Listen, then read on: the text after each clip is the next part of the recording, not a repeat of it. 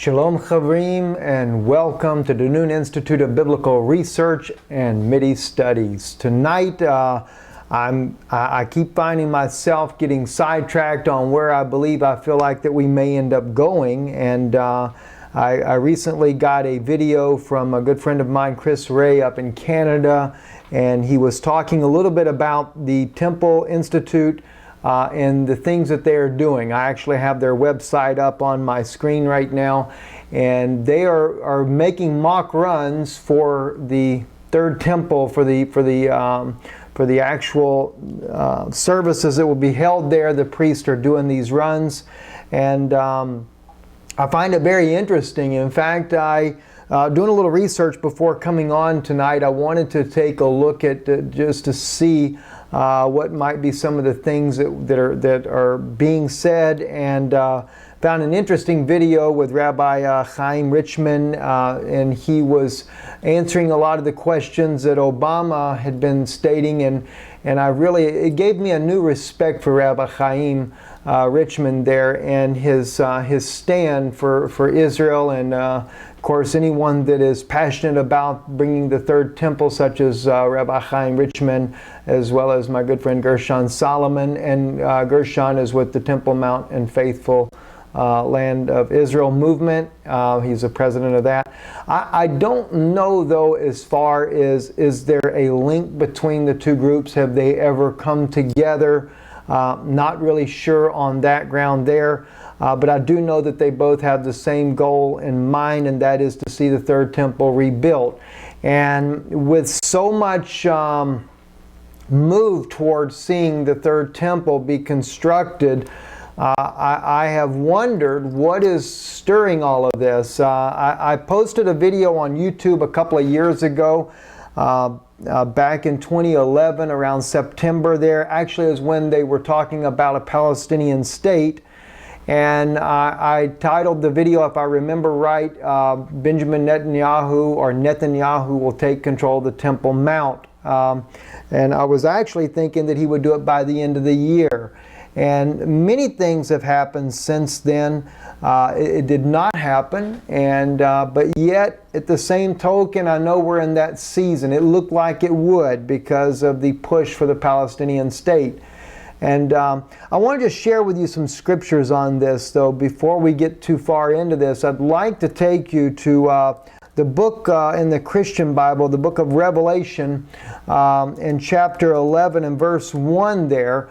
And just want to share with you something here that's very interesting. And this is what the Lord dealt with me on back just before September, when I released this video.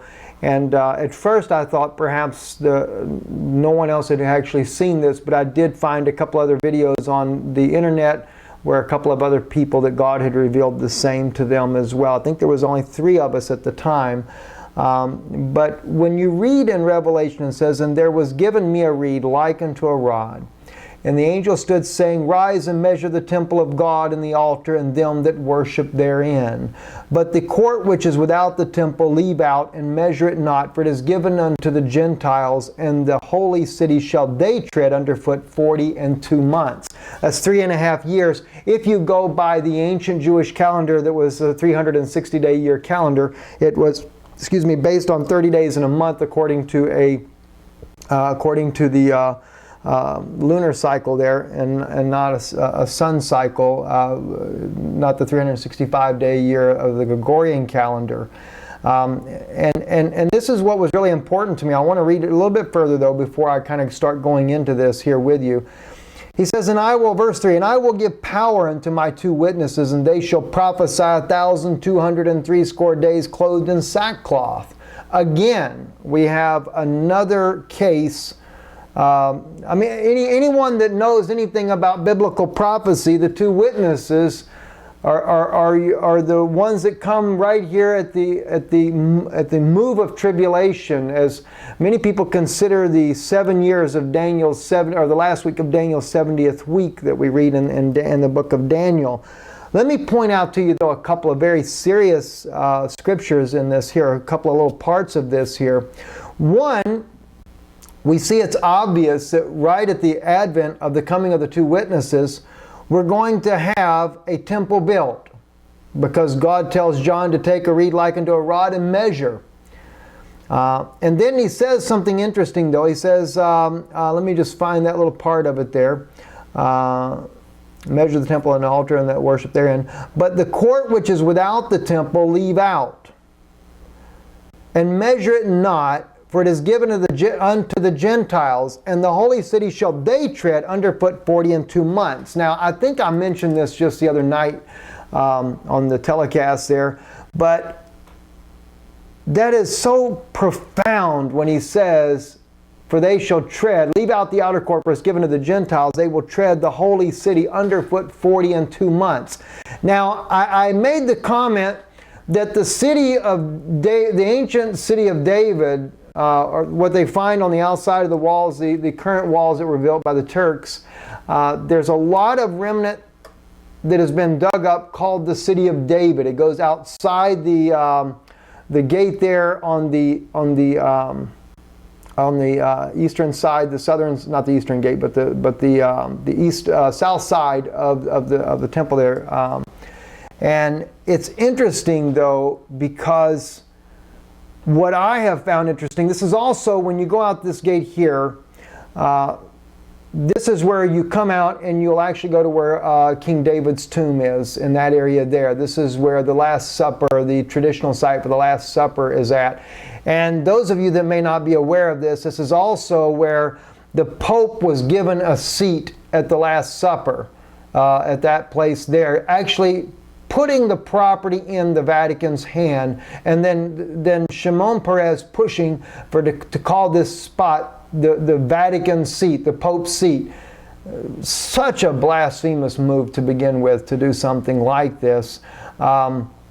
But then you go on down into on the edge of the Kidron Valley right there, as you go out that gate, is the city of David.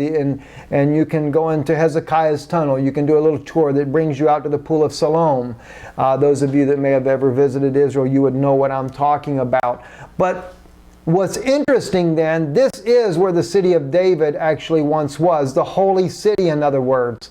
And the Palestinians are pushing to get East Jerusalem as their capital. Which literally, if you're in the Jewish quarter, you will find that the old city wall runs right through the edge of the Jewish quarter of today. They have a little bit of that right near the bathroom area there in the Jewish quarter. You'll see the wall kind of comes up out of the ground there, and they've kind of pulled that up. Very interesting little tidbit there for you to think about. But he says that they're going to trod down this holy city, the holy city, for 42 months. So it's kind of giving us an idea of how that two-state solution is going to come out. God's telling us right here, one, it's going to be given to the Gentiles. Now, I want to bring to your attention something, though, real quick, over in the book of Daniel. Daniel chapter 11. And let me just see if I can find the particular verse on this right here. Daniel 11, and we'll put on there the prince. And with the arm of a flood. This is in verse 22. Let me back up to verse 21. Maybe actually verse 20 might be a good thing to do here. Then shall stand up in his estate a raiser of taxes in the glory of the kingdom, but within a few days he shall be destroyed, neither in anger nor in battle. And his estate shall stand up a vile person, to whom they shall not give the honor of the kingdom, but shall come in peaceably and obtain the kingdom with by flatteries. Now, Shimon Peres has said about the Pope that he is the only man, Pope Francis, the only one that could restore peace in the Middle East. Interesting thought there for you. And with the arms of a flood shall they be overflown from before him, and shall be broken, yea, also the prince of the covenant. And the league made with him, he shall work deceitfully, for he shall come up and shall become strong with a small people. That's the verse I wanted to really bring to your attention. The small people are the Palestinians. They're the ones that are being the puppets right here for this Vatican agenda. And of course, if we will put in here some of the excerpts of Obama's speech for you. And I think you'll find it fascinating here what Obama is saying, because Obama takes and puts it out there that Jerusalem is really a city for all the religions. And I really like, though, what Rabbi Chaim Richmond says here about that, showing that the Torah was the first religion. It was the first one there. It is the mother of all the religions. But when you hear Obama talk about the way he speaks about the different religions, he basically puts, as he calls it, the Holy Quran above the Torah. He doesn't even say the Holy Torah. He just says the Torah. But he says the Holy Quran. He even says the Holy Bible. I guess he doesn't want to make the Christians mad in the United States. Don't want them to turn against him. It's unfortunately a lot of his support comes from them as well. So it's just absurd to see that. But what is really the point in all this? What I'm trying to get you guys to understand. This is how they're going to pull it over the eyes of the people. They're going to try to get you to believe that the millennium basically is set in. This is why they want a one world religion. Sure, they're going to build a third temple. But with Rabbi Chaim Richmond, I wonder, are they going to build the temple along the guidelines, what they're kind of hoping for? Or even not Benjamin Netanyahu, but Gershon Solomon? Gershon Solomon wants to see the Dome of the Rock destroyed and the temple built on that ground. Now, I don't know whether or not Rabbi Chaim is willing to build the temple alongside of the Dome of the Rock or not. I don't really know his stand on that. Whether him or even Rabbi Ariel. Yisrael Ariel. I don't know what his stand is on that. I'd like to know that. But, we know that the Holy of Holies stood right there inside where the Dome of the Rock sits, to where the mountain comes up out of the ground, is where the Holy of Holies stood. Now, the reason why I hold that view and hold it strongly is from Gershon Solomon's own testimony.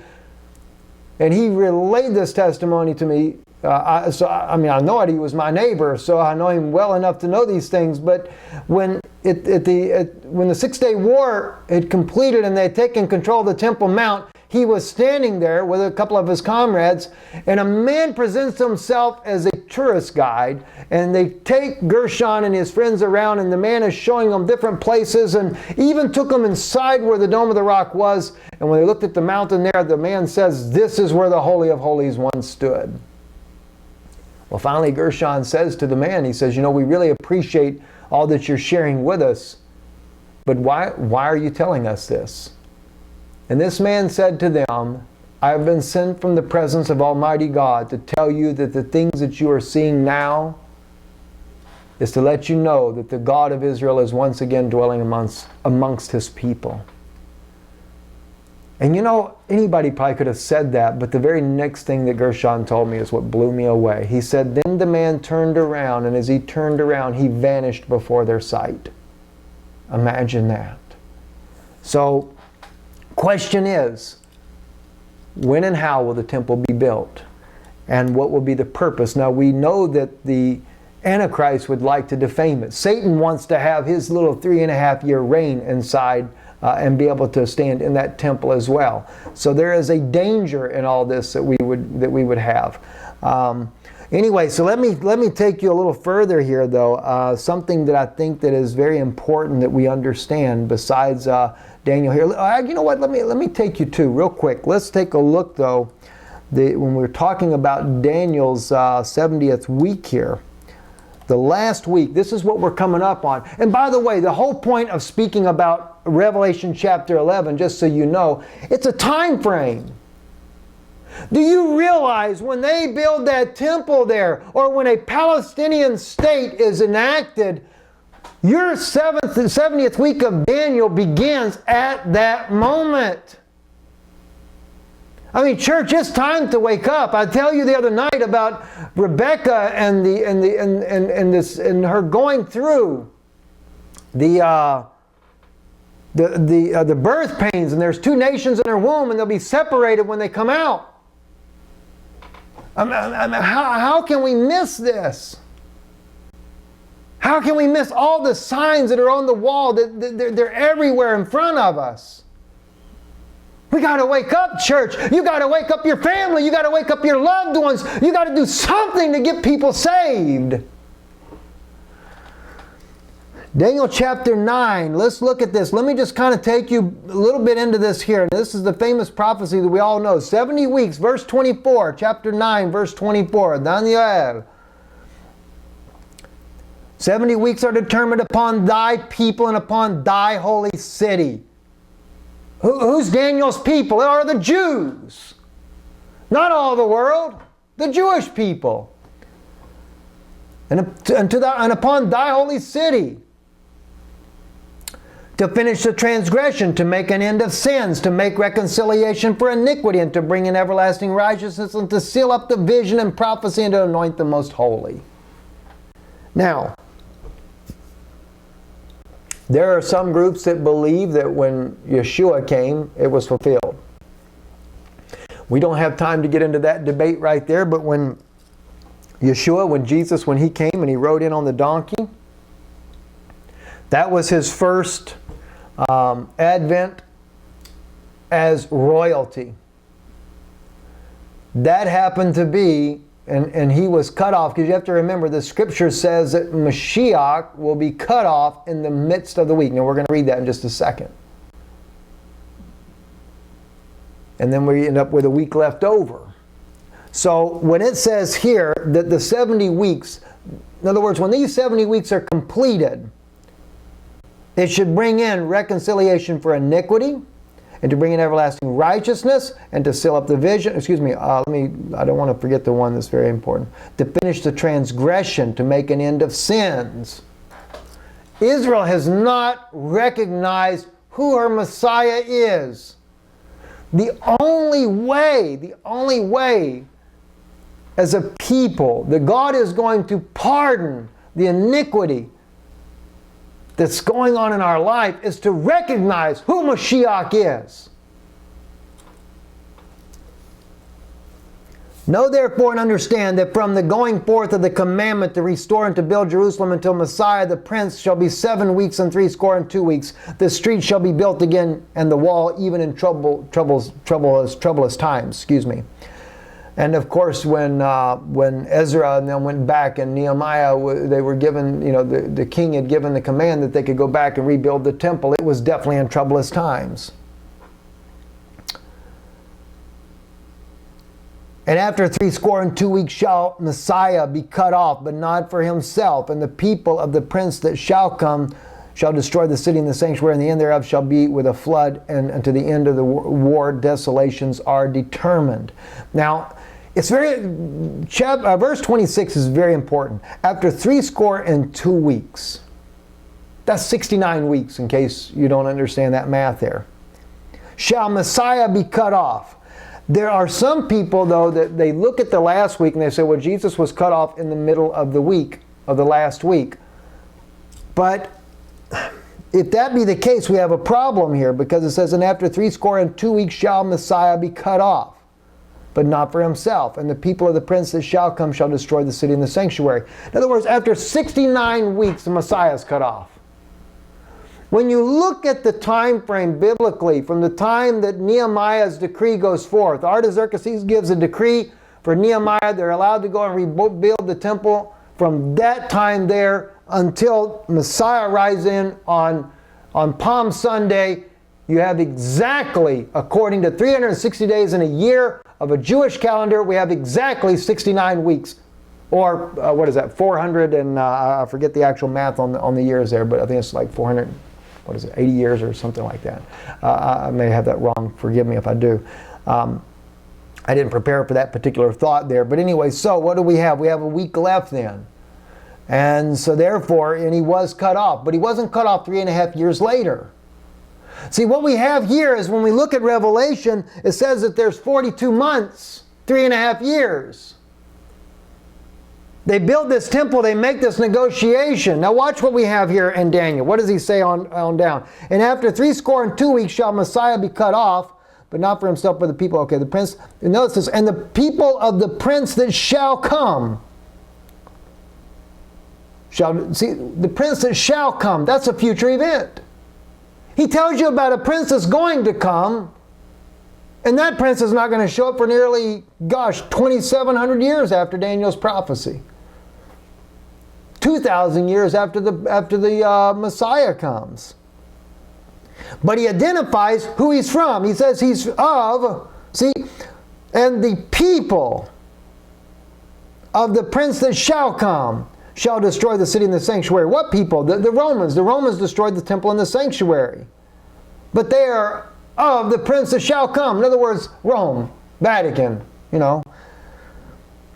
If you ever read the book Israel, Are They Still God's People? That's a book I did. I break that down in there for you to really make sense of this for you. And the end thereof shall be with a flood, and to the end of the, and unto the end of the war, desolations are determined. Wow. And we are definitely look like we're fixing to go into nothing but wars over there in the Middle East here. So it's wars and desolations are determined. I mean, this is going to be nothing but the last week is going to be wars and desolations. Very interesting. And he shall confirm the covenant with many for 1 week. Who? The princes shall come. In the midst of the week he shall cause the sacrifice and oblation to cease. That looks like Israel will be back in her sacrificial service and that Antichrist spirit, or maybe it's false prophet. I mean, I know there's different opinions out there. There's some people that well, they got all kinds of ideas. I won't go into all that. But the princes shall come is going to be the one that's going to stop the sacrifices. The covenant is broken, he stops the sacrifice, and the oblation is to cease. And the overspreading of abominations, he shall make it desolate, even until the consummation and determined shall be poured out upon the desolate. Now, in other words, Israel is going to really go through a turmoil. We're fixing to go through a turmoil with the Gog and Magog war coming up. Friends, the hour that we're living in is tremendous. Now, I feel like the one thing that I wanted to talk to you guys about as well, though, and this is for my Jewish brethren. I'd like you to go into Ezra chapter 9. You know, when God sent Ezra down to begin to get the temple ready and everything, Ezra was so happy that they were restoring the temple. And it's really what happens with Ezra is something that is repeating in history right now and today. And I want you to see this. I want you to understand this right here. Verse 1. Now these things were done. Now let me just kind of give you a little overview here, though. Ezra comes in. And he's putting everything in order. And he's bringing out the sons. He's just like what we see right now going on. In fact, it kind of really brings something interesting to me. Let's look at chapter 8, verse 1. These are now the chief of the fathers of this, is the genealogy of them that went up with me from Babylon in the reign of Artaxerxes the king. He goes into their different names there. He's gathering back the people, getting everything ready. And another interesting point here is we find something that Artaxerxes does here, very interesting. He takes up an offering and is sending it down to help build, a willing offering to help build the house of God. I think you're going to see the Vatican play a role in this, in helping the temple get built. They may leave the Jewish people alone. They may leave the Temple Institute or whoever is going to be over the building of the third temple. They may leave them alone as far as letting them get the temple built.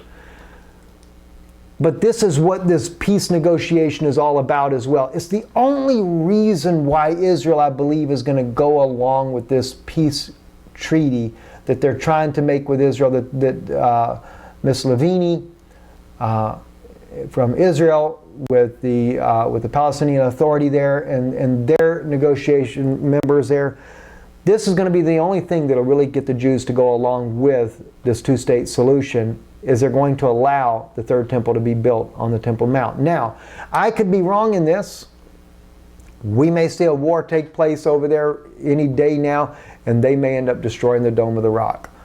So, friends, I may be totally off on that. And if they do that, then well, amen, so be it. You know, I'm not against that at all either. In fact, it's just that much more, praise God, if that's the case. But just so you know, it could be either way. It looks like to me they're going to build the third temple alongside the Dome of the Rock. There's been a lot of push, a lot of false archaeological thoughts to try to produce that, to build it in a place that it does not belong. But we'll just have to see how that pans out. Anyway, though, the point I want to make, though, with Ezra, even Artaxerxes, what does it say? Even ours, the king, have made a decree of all the treasures which are beyond the river, that whatsoever Ezra, the priest of the scribe of the law of the God of heaven, shall require of you, it be done speedily, unto 100 talents of silver, and unto 100 measures of wheat, to the 100 baths of wine. Just everything that he has need of, Artaxerxes is making sure that he has. And so on and so forth. You know, it's an amazing thing that begins to happen in order to bring forth the temple here. But what really, though, struck me, though, is when we get into chapter 9, and he says, now when these things were done, the princes came to me. Now this is the princes coming to Ezra, saying, the people of Israel and the priests and the Levites have not separated themselves from the people of the lands. Plural. That may not seem significant to you, but I want you to understand why it is significant. The lands are the Gentiles, the nations. They haven't separated from them. Doing according to their abominations, even to the Canaanites and the Hittites and the Perizzites and the Jebusites and the Ammonites and the Moabites and the Egyptians and the Amorites. For they have taken of their daughters for themselves, for their sons, so that the holy seed have mingled themselves with the people of those lands. The hand of the princes and rulers have been chief in this trespass. Yes, they have. History is repeating itself. Israel is at the advent of building the third temple. But in this case here, then it was they married their daughters.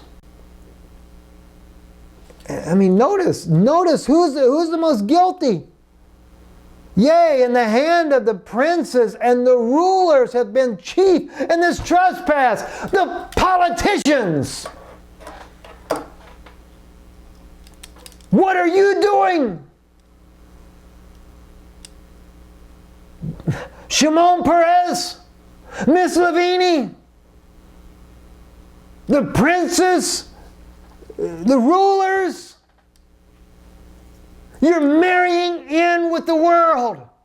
You marry in with the United States. You marry in with the Obama two-state solution. What is it really? A final solution? Do you think it's going to go well with the Jews in the United States or anywhere else in the world?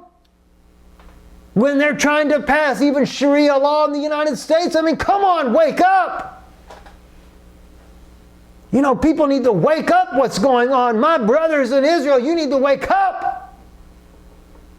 Just like politics. And Shimon Peres, guilty of all. No wonder why the scripture says they went down into Babylon, over in Isaiah 66, I believe is where it was we read the other night. Went down into Babylon. Sure you did. God's got to redeem us from them. Break the yoke off of Israel's neck. No wonder why he sends the two witnesses. You know, that's interesting. You ever notice, you wonder why God says two witnesses? Because it's not going to be two Baptists, Methodists, Pentecostals, Presbyterians, Lutherans, etc. It ain't going to be none of them. God has to get two men who can take the word and stay on that word. And not bow down to any of this nonsense. Won't go into the, oh, well, I got myself a retirement village out of this. The Vatican's going to give me a nice parcel over in Italy if I can work this thing out and get the people to go along with it. God bless you. God bless you, Rabbi Chaim. I thank God for that stance that you did against that nonsense politicians Barack Obama and that nonsense in his stand against Israel the way he does, trying to make Israel... Will Israel become a place for all nations? Absolutely yes. When? In the millennium. God's got to first clean off the sin and get all the nonsense out of here. Get rid of all this politician garbage. Then God can do something.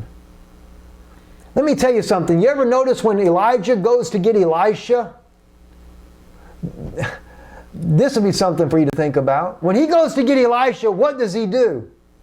Where does he find him? He finds him plowing behind 12 yoke of oxen. That's a type. Elisha is a type of the spirit of Elijah that will come in this day to Israel. And when he comes, he'll find Israel still yoked up under the bondage of the law. But what does Elisha do? He takes and he breaks the yoke off the oxen. And the sacrifice is made.